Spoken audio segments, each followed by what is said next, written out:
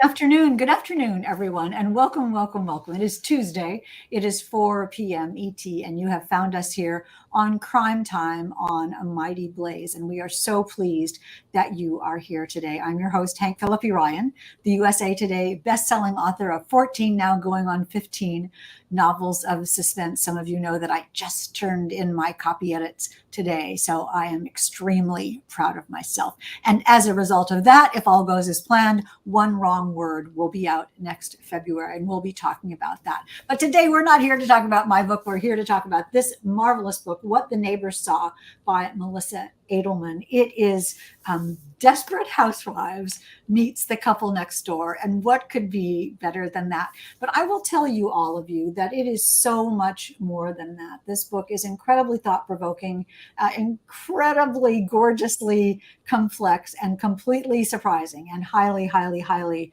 recommended. And it is Melissa Adelman's debut novel, and it is out today. So what could be better than that? Quickly, let me welcome you all. Look at you all who are here. Emily is here, and Sherry is here, and Pamela Fry-Priest is here, Susie Baldwin, and Diane, and Lynn. Wow, wow, wow. That is amazing. We are so pleased that you are here to welcome Melissa Adelman. Let me tell you a little bit about what Nora Murphy, author of The Favor, you know that book, said about What the Neighbors Saw. Remarkably suspenseful and nearly impossible not to read in one sitting. What the Neighbors Saw is a thrilling debut from an author I will be eagerly following. And Melissa, we are eager to speak with you today. Welcome. Thank you for coming. Oh, thank you, Hank. It's so exciting to be here. Well, it's the launch day for your debut novel. And this is a once in a lifetime moment for you, your launch day of your debut novel. This can only happen to everyone once. What do you think? What do you think about that?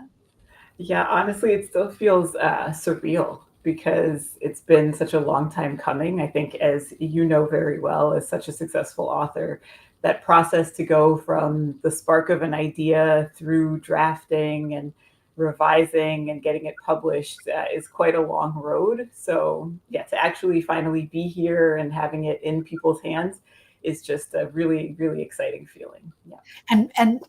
Sorry, and Melissa and her publisher are giving away a copy of What the Neighbors Saw. So make sure you leave a question or a comment at the end. We will spin the wheel of fun to win this novel. Not this one, I am keeping mine. But Melissa has the gorgeous hardcover, and you will get, look how gorgeous that is. Really, really good. So, Melissa, about your origin story, how you came to be a published author with your debut novel out today. Tell us a little bit about that, because that is a wonderful story. Sure. So, my background is not in fiction writing at all. I am an economist. I have a PhD in economics and have spent the past decade or so working as an international development economist in the Washington, D.C. area. But I've always wanted to write fiction. It's one of those things that's bubbled up every once in a while since college, basically. But I never took it seriously as something I could actually do until a few years ago. I was about to turn 40. We were in the middle of a pandemic, and I just thought to myself, you know what? If I don't give this a try now, I know I'll regret it later. And so, yeah, so I finally just decided to try to write and taught myself. I read a lot of books about writing. I used a lot of online resources to just figure out how to do it, and that's where I first started. So lots of people do that. A lot of people say, well, if not now, when? And I'm going to do it. And I know the pandemic inspired a lot of people to change their lives and sort of try to take control of the things that they could take control of. But you say, I went online and I learned how to write. I mean, first of all, we'll just skip right by that because not everybody could do that. But then what happened? Then you have this book that you think is a book and that you think might be good. And then what happened? Yeah. So again, the internet sort of guided me towards what to do because honestly, I didn't know a single soul in the publishing world. And so I really didn't know, okay, well, how do authors even get their work published. And so I read about how agents take cold queries, a lot of them do. And, there was the advice out there that you should figure out, okay, what kind of book did you write? Who are the authors that you would aspire to be next to on the shelves at bookstores? And then figure out who the agents of those authors are. And so that's exactly what I did. I made my little Excel spreadsheet and, read all the instructions about who to submit to. And at the top of my list was Helen Heller, who's got a lot of suspense authors to her name. And I followed her directions. I sent her the cold query email with the first 10 pages and my little explanation in the email about what the book was. And then I'd say about a day later, she wrote back and asked for the whole thing. So all of you, and when I look over here, I'm looking at the comments, all of you who have anything to do with writing or publishing know that is what happened to Melissa is just generally not what happens. That's generally not the experience that people have. Helen Heller, who is one of the premier agents in the universe, did she ever tell you how many other queries from authors like you that she got in the same year as you? She didn't. She was such an amazing person. She asked for the whole thing, and then she wrote back and asked to have a phone call. And I said, of course, anytime you want to talk, this is my number. So she calls and she said, I'll never forget this. She said, we could start with small talk, but I'd really rather just talk about the book. I said, that is absolutely fine. And then she just started asking me questions, questions about the character's motivations, what I meant by certain things, all kinds of questions. And it was such an amazing conversation that someone would have had the draft for 48 hours and come back with all these incredibly insightful thoughts on it in the form of questions, not opinions, you should do this, you should do that, just purely questions. And we talked about I gave her my answers as best as I could. And at the end, she said, I think this needs a lot of work, but if you're interested in putting in that work, then I want to work with you. And that's where we started. Do you remember when you hung up the phone, what you did? Oh yeah, I think I ran straight to my husband, who was, probably on a conference call working from home, and said, this agent actually wants to work with me. Like, this is a real thing. I think this is actually happening. So it was, one of those moments in life that you never forget. Yes, I imagine so. And you should, and when you have time, when we're finished, come back and look at the comments when I look over here, as I said, I'm looking for the comments. Pamela Fry-Priest says, that's so wonderful, Melissa. Everyone is applauding you and cheering you.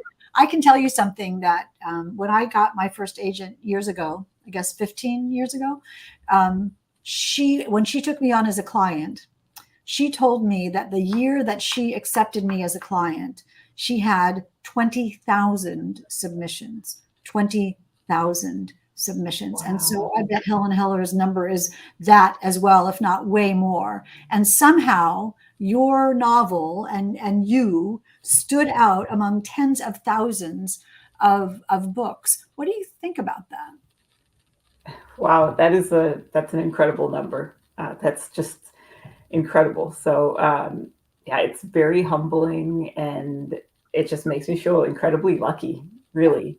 Well, there's luck. Every author I've ever talked to, and this is so fascinating, every author I've ever talked to who's successful talks about luck. I mean, that is not something that you dismiss, but you have to have talent too. There has to be a marvelous story as well. You have to be in the right place with the right book. And that's sort of what luck is. How different we're talking about What the Neighbors Saw. How different is What the Neighbors Saw now from when your agent read it that first time? So the draft that I sent her was mostly the skeleton of the story. And what she really helped me do with all of her insightful questions was flesh out what was missing. So the heart of the plot line was there and didn't really change, but it was really about refining certain characters and certain scenes, and then adding a lot to fill it in and fill it out. Kim is saying, amazing when the stars align. Yes, indeed. So was that And then I'll introduce the show and we'll go into our regular questions, but this is so fascinating to me. So when you began to work on it with under Helen's aegis, did it feel empowering and wonderful, or difficult, or terrifying, or glorious, or all of that? It felt mostly wonderful and terrifying. Yeah, it felt a little bit of everything, but mostly wonderful, I have to say, because of the way that that she just basically, yeah, gave me these questions to answer, and that made me excited to go back and figure out, how was I going to deal with that in the story. So it was really a wonderful. I think we worked together on the draft for about 3 months or 4 months before we both felt it was ready to go out to try to sell, and I really enjoyed that process. What a wonderful collaboration. Yeah, it is lucky. It is lucky. The stars did align, as Kim said. And storyteller Mary says, diplomatic invitation if you're willing to do the work. I suspect some are not. And that's interesting too, because she was telling you the truth. And this is going to take some work. Do you want to do that? And that's a way to separate people who really are devoted to it from the people who are just sort of dilettanting about it. Yeah. Yeah, absolutely. And she wasn't joking. It was a lot of work. It's great. It's great. I always think it's like a treasure hunt writing a book.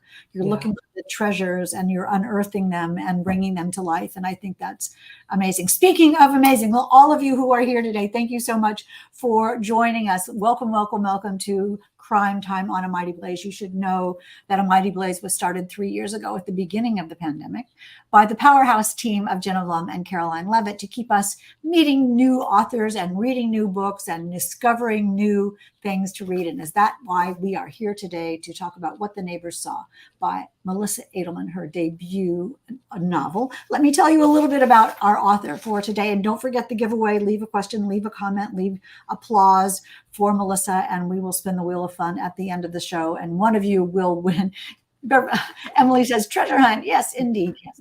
Give you a copy of this book. Not this one, as I always say, I'm keeping this one, but you will get a beautiful hardcover like Melissa has. Melissa was born and raised in the Washington, D.C. area, a first-generation American with parents from Haiti and Chile. When she is not traveling the world for her job as an international development economist, her favorite place is to be at home, an old house full of surprises just outside D.C., an old house full of surprises, not unlike the one in the book, but we won't go there.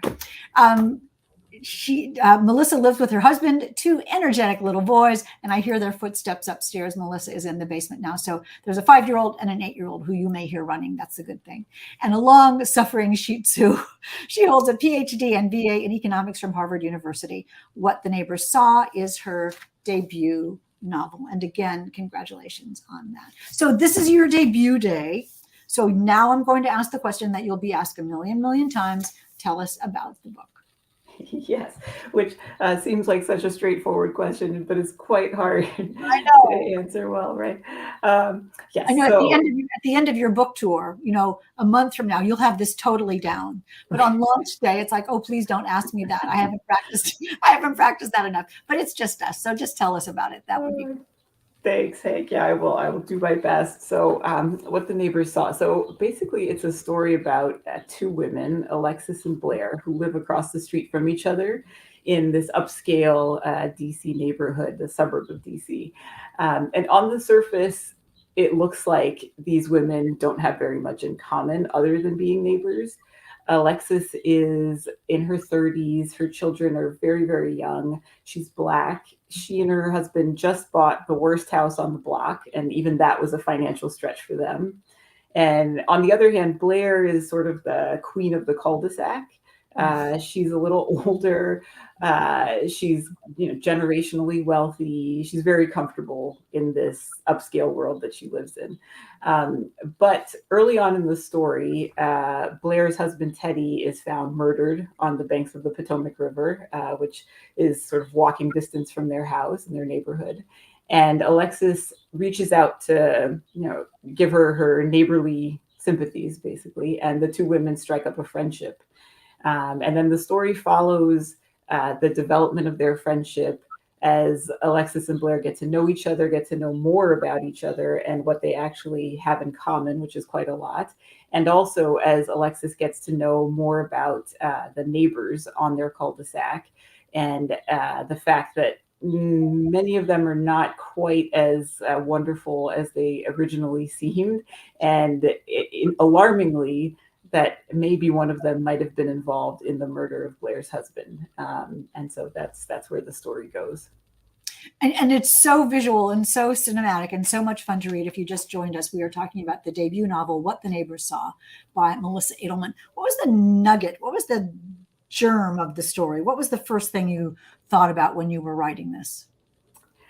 I love looking for houses, even though I'm not on the market to buy one. So I'm always on Zillow or Redfin. I'm always looking at home renovation shows and articles. It's kind of my guilty pleasure.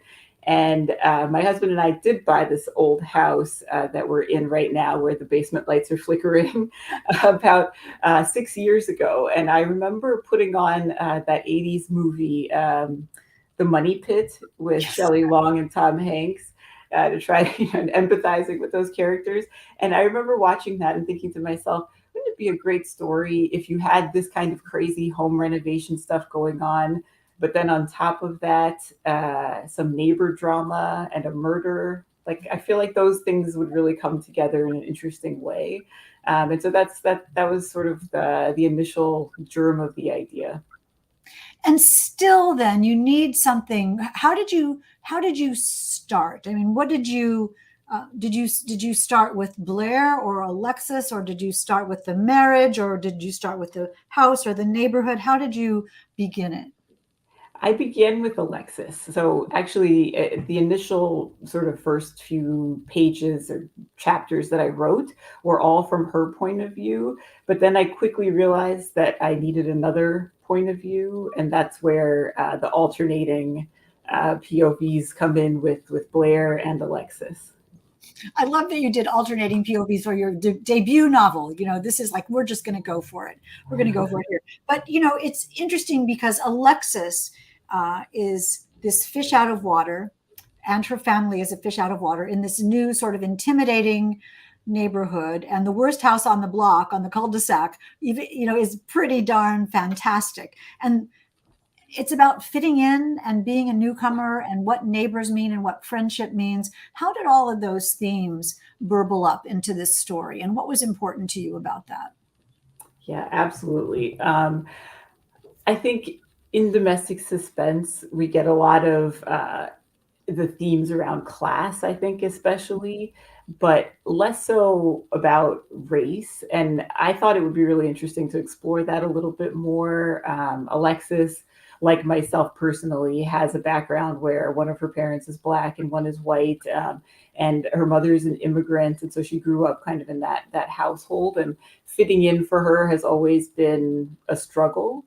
And I just thought it would be an interesting source of tension, I think, to be able to explore all those different dimensions of identity and how we perceive each other. So I think class and race and age, sort of all these things are uh, difficult for Alexis to really feel like she's at home in this neighborhood, even though it's what she's aspired to all her life. And so that I think gives a lot of interesting tension to the story. Yes, and especially in that milieu, some things are not discussed. Lots of things are hidden, and you can see a lot of things in expressions or sideways glances or invitations that are or are not received, and how people connect with each other. What was it like to write that? What was it like as the story developed and the relationships grew and changed? It was really fun, I have to say. So I think being able to write about people sort of behaving badly, but in this subtle way, was really fun. To try to figure out how to weave that in without making it, it's not the central sort of idea of the book. It's not a book that's necessarily about race, but sort of having it sprinkled in throughout. Was important to me to figure out how to make that come across as, you know, plausible and believable, and give people a chance to see that, okay, well, even something as mild as that, can be actually pretty negative and difficult for the person experiencing it. So yeah, that's And you did that, you balanced that, you juggled that so beautifully, especially between the different points of view, because we're not quite sure if something is perceived or something is meant, and what is something that a person might assume and they're wrong, and what happens as a result of those misperceptions. I mean, one of the things that I think about in writing a novel is you have to think about, what does someone want and how far will they go to get it? And that is so essential in this book. Did you think about what each character wanted and what they would do to get it? yes, absolutely. I think the the gulf between what we present to the world and sort of what's going on behind the scenes was really important to me with the story, and how important it is for almost all of the characters to present a very put together, successful face to the world, no matter what was happening behind closed doors. I think that in a way they all have that in common.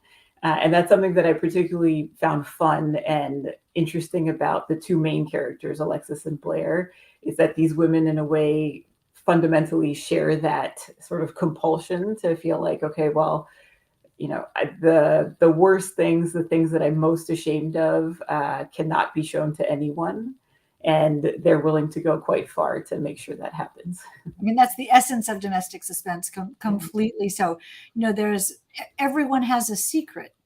And you do a wonderful job in this book. Let me show you one more time What the Neighbors Saw by Melissa Adelman. You do a wonderful job in this novel with letting us know just enough of the secret to make us feel, of this, all the secrets, not the secret, but all the secrets, to make us feel comfortable that we are in this story. We are never confused about what's happening. We're curious and we can't wait to find out, but we're never confused. And that's a difficult thing to do. Did you think, as you were writing, about concealment and secrets, and how you do that? Yes, absolutely. Because I didn't want to try to trick the Yes. reader.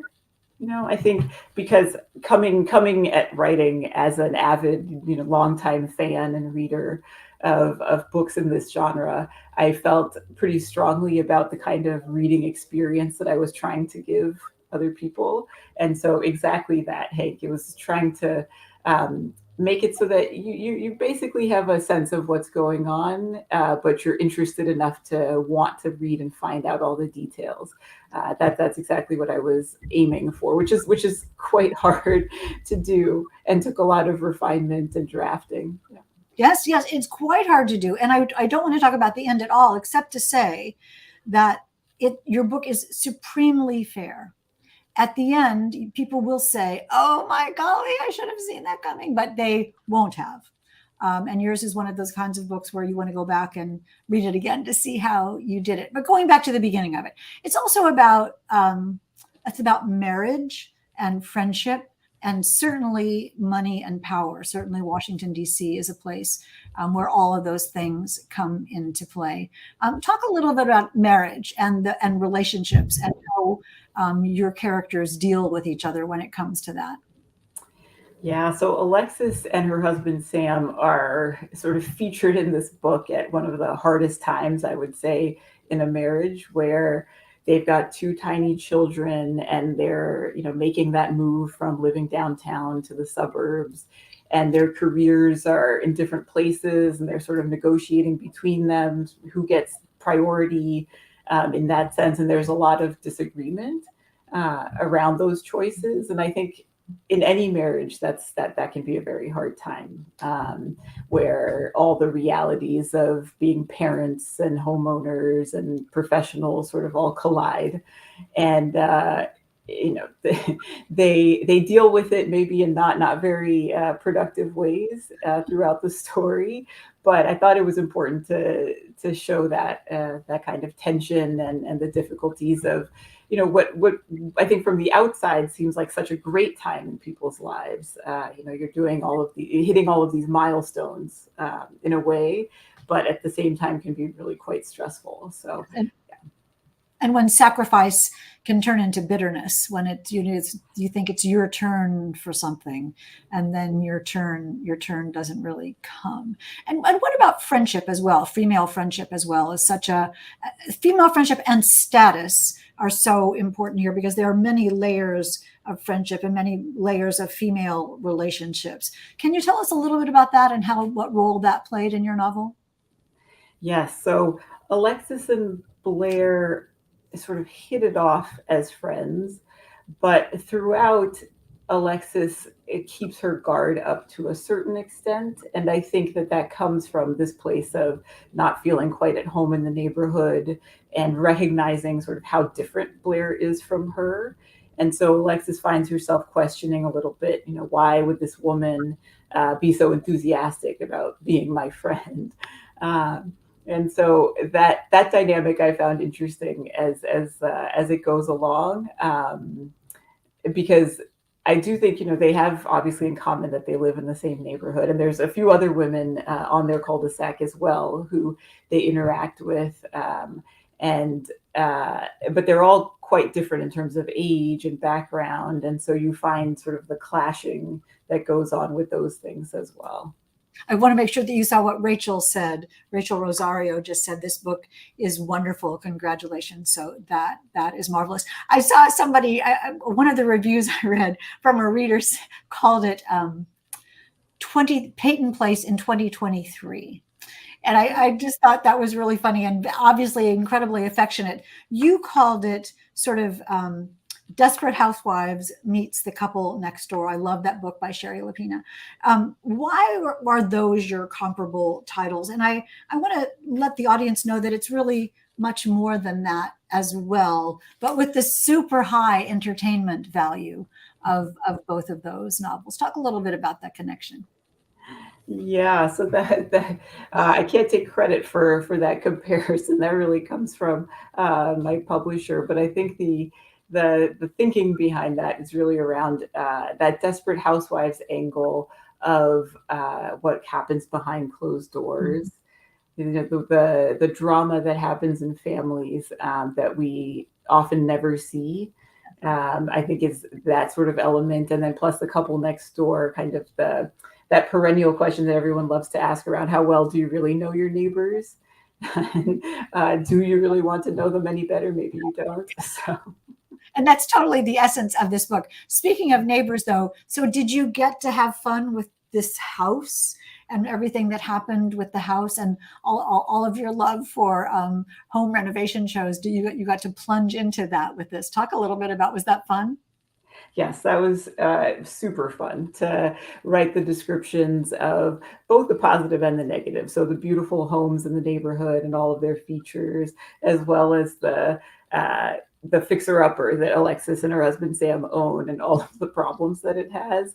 That was a lot of fun to work through and think about, exactly how it was going to relate to the story. That was a lot of fun. And then last minute addition was the way that the book opens with the house's listing itself, sort of that little paragraph that you'd find on a home listing, and that was a lot of fun to write. Yes, that was great. That was that. You can see. Let me see if it's set up a way that I can show you here.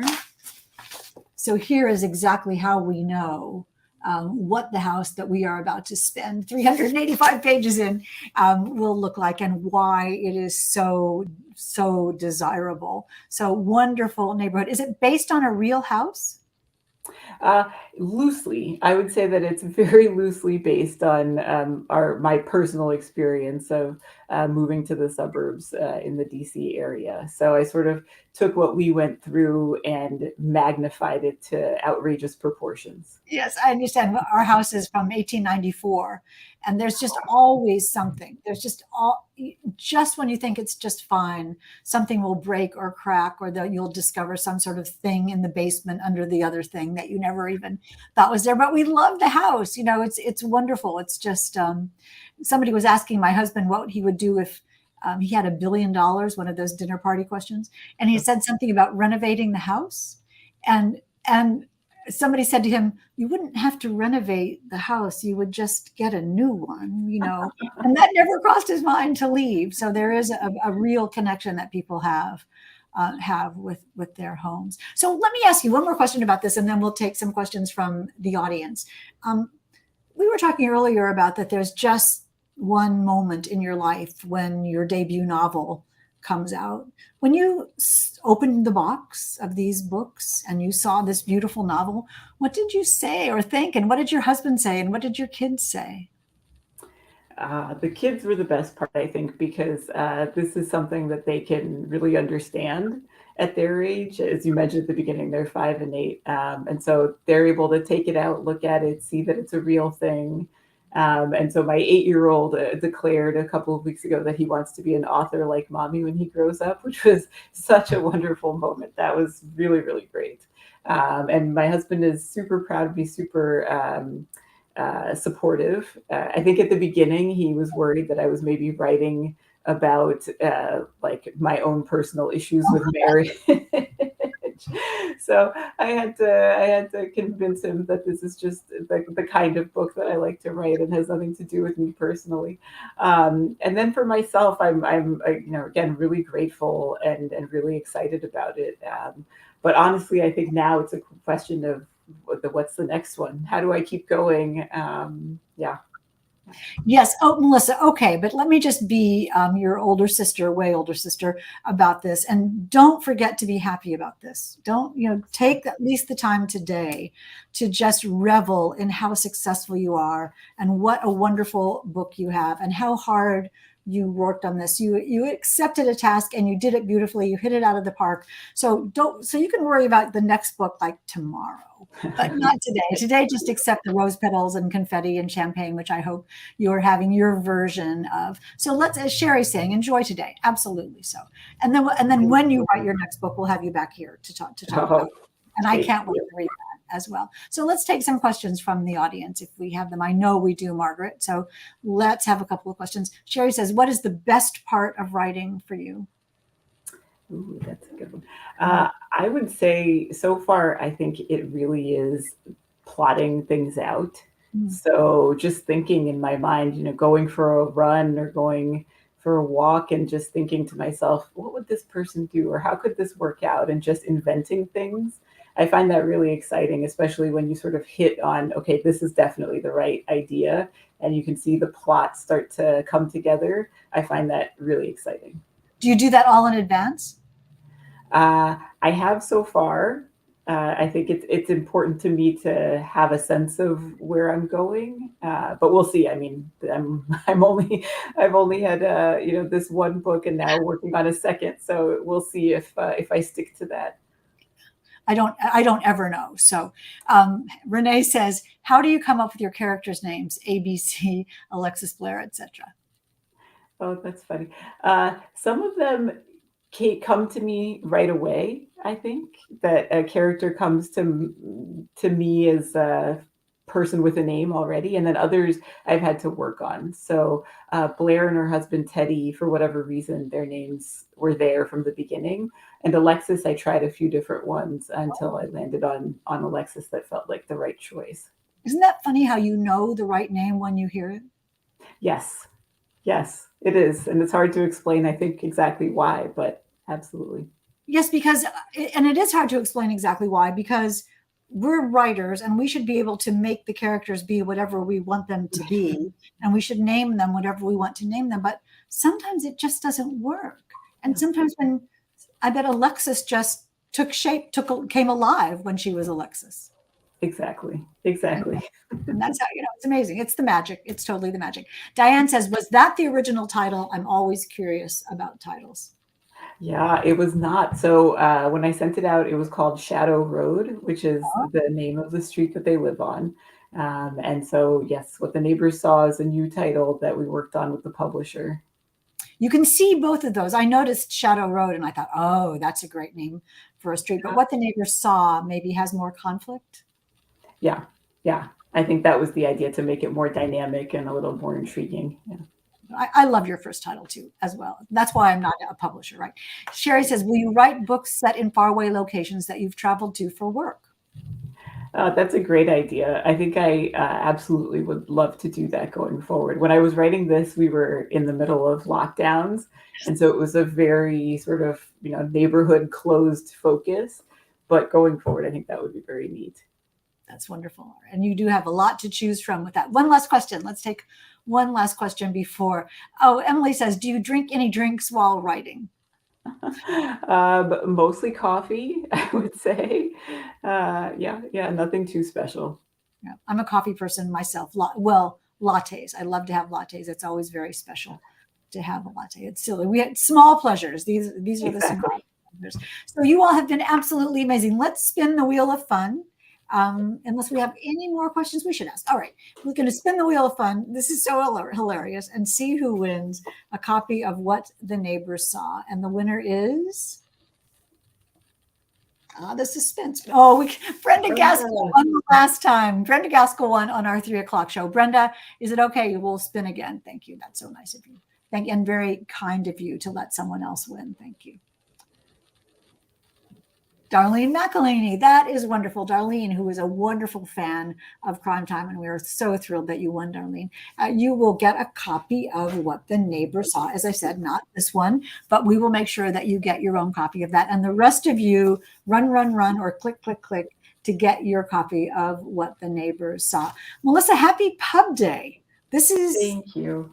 Are you doing something special tonight? A dinner with my family. I think we'll get takeout, and I will have a glass of wine to celebrate. So, yep.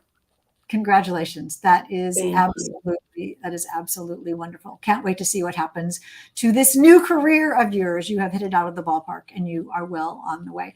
Quickly, as we wrap up, let me tell you that we're off next week because I'm on book tour. The next week is the 4th of July, so we'll take that day off to celebrate with our families or by ourselves, or I'm going to be writing, so that's my celebration.